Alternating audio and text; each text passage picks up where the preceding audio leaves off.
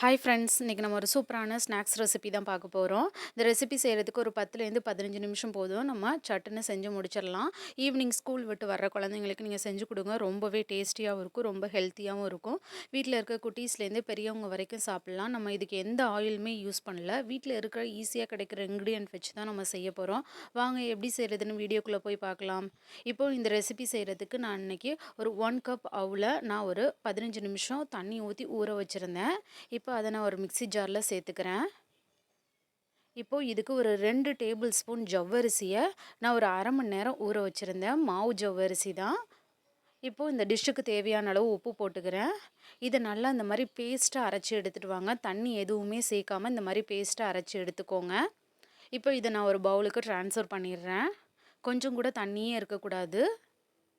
So நல்லாவே வடிச்சிட்டு இதை அரைச்சி எடுத்துக்கோங்க. உங்களுக்கு ஜவ்வரிசி வேண்டான்னு நினச்சிங்கன்னா ஒரு 2 டேபிள் ஸ்பூன் அரிசி மாவு கூட சேர்த்துக்கோங்க. இப்போது இதில் நான் ஒரு 2 டேபிள் ஸ்பூன் துருவின தேங்காய் சேர்த்துக்கிறேன். இப்போ இது எல்லாமே நல்லா ஒன்றோட ஒன்று மிக்ஸ் ஆகுற மாதிரி நல்லா பிசைஞ்சு விட்டுக்கோங்க. இன்றைக்கி நான் எங்கள் வீட்டில் இருக்க குட்டீஸ்க்கெல்லாம் கொடுக்க போகிறதுனால நான் இதில் கொஞ்சமாக கலர்ஃபுல்லாக இருக்கணுங்கிறதுக்காக நான் கொஞ்சமாக மஞ்சத்தூள் சேர்த்துக்கிறேன். இது ஆப்ஷனல் தான், தேவைன்னா சேர்த்துக்கோங்க, இல்லைன்னா வேண்டாம். குழந்தைங்களுக்கு இந்த மாதிரி கலர்ஃபுல்லாக கொடுக்கும்போது அவங்க விரும்பி சாப்பிடுவாங்க. ரொம்பவும் நல்லாயிருக்கும். நம்ம எல்லாமே இதில் ஹெல்த்தியான இன்க்ரீடியன்ட் தான் சேர்த்துருக்கோம். இப்போ இதை நான் சின்ன சின்ன பால்ஸாக உருட்டி எடுத்துக்கிறேன்.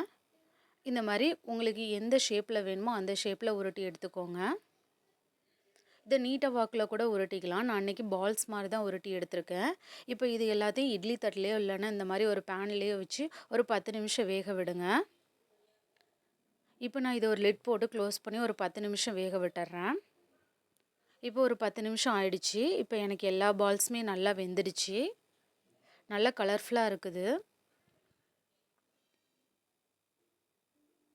இப்போ இதை நான் இன்றைக்கி 2 விதமாக நான் செஞ்சு காட்ட போகிறேன். உங்களுக்கு எது கன்வீனியண்ட்டாக இருக்கோ அதில் செஞ்சு பார்த்துக்கோங்க. இப்போ நல்லா நான் காய்ச்சின பால் ஒரு கிளாஸ் ஊற்றிக்கிறேன். அதில் நான் இன்றைக்கி நாட்டு சர்க்கரையை நல்லா வடிகட்டிட்டு இந்த மாதிரி பாகு மாதிரி எடுத்து வச்சுருக்கேன்.